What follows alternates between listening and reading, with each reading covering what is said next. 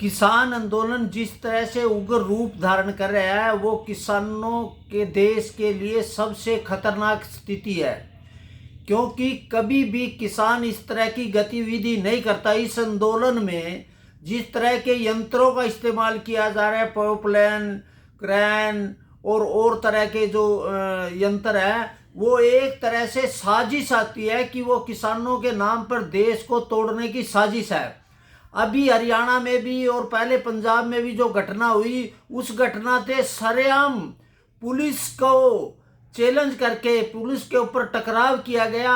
मेरा सबसे पहले कहना है किसानों से, 1978 से लेकर 3 कृषि कानून तक किसानों ने कभी भी इस तरह का हिंसक कार्रवाई नहीं करी।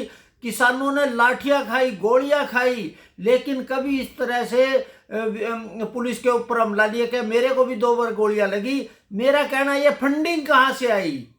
इस आंदोलन के दौरान इतनी बड़े बड़े यंत्र, पॉपुलेन वो 1 करोड़ के आसपास की है, जेवीसी भी करोड़ों रुपए की है। इस तरह के हमलावर बढ़ के, जैसे हिंदुस्तान पाकिस्तान का किसानों का एक ही मसला था, जब भी उनको रोक दिया गया वो धरने पे बैठ के शांतिपूर्वक प्रदर्शन किया। लेकिन इनका शांति से, इसके अंदर स्पष्ट है कि माओवादी, वामपंथी, आप पार्टी और कांग्रेस की चुनाव, लोकसभा के चुनाव को देखते हुए हमलावर है और इनकी जांच होनी चाहिए। पहले 3 कृषि कानून के आंदोलन में भी करोड़ों रुपए का इनका आपस में झगड़ा हुआ था और ये छिन भिन हो गए थे, जिसमें इनके आरोप लगे थे कि उसने खाली, और उसमें 30,000 करोड़ रुपए का इन्होंने वहां फंडिंग आई थी।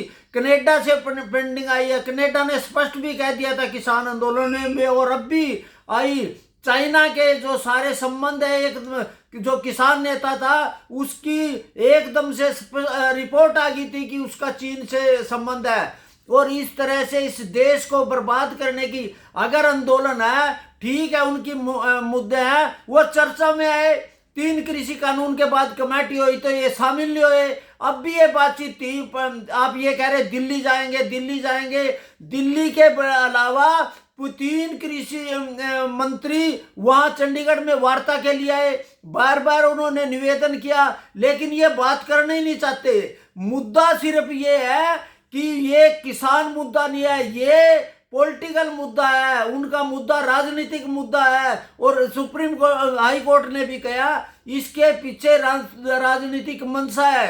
किसान भाइयों से निवेदन है कि इन लोगों ने करोड़ों रुपए की फंडिंग आई, 750 किसानों को 1 रुपया नहीं दिया। अब भी ये नौजवान हमारे बच्चों को मरवा रहे हैं, उसके जिम्मेदार ये तथाकथित किसान नेता है। आज एक नौजवान बेटे की मौत हुई, अरे कम से कम 3 या 4 होगी, उसके जिम्मेदार ये लोग हैं, भड़का रहे हैं, शांति का रूप नहीं करे, इस तरह के हमलावर है। इनकी किसानों को भी इनका बहिष्कार करना चाहिए। इनको इस तरह से बच्चों को मरवा के, बच्चों की लाशों के ऊपर राजनीति कर रहे हैं। पहले 750 मरवाए, अब भी ये मरने की आगे से आगे चल रही है।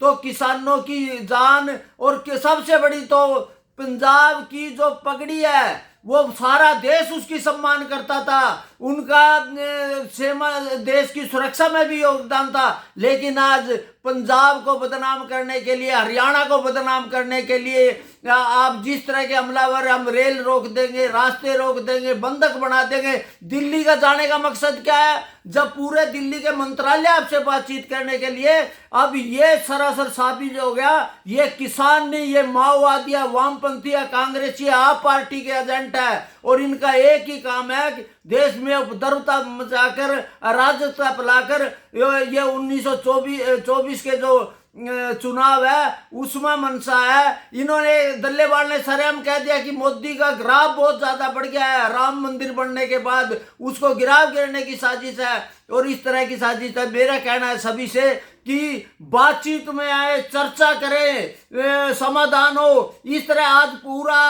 पंजाब को भी बंधक, कोई आदमी अपने रिश्तेदार के पास मौत में नहीं जा सकता, वैसे नहीं जा सकता।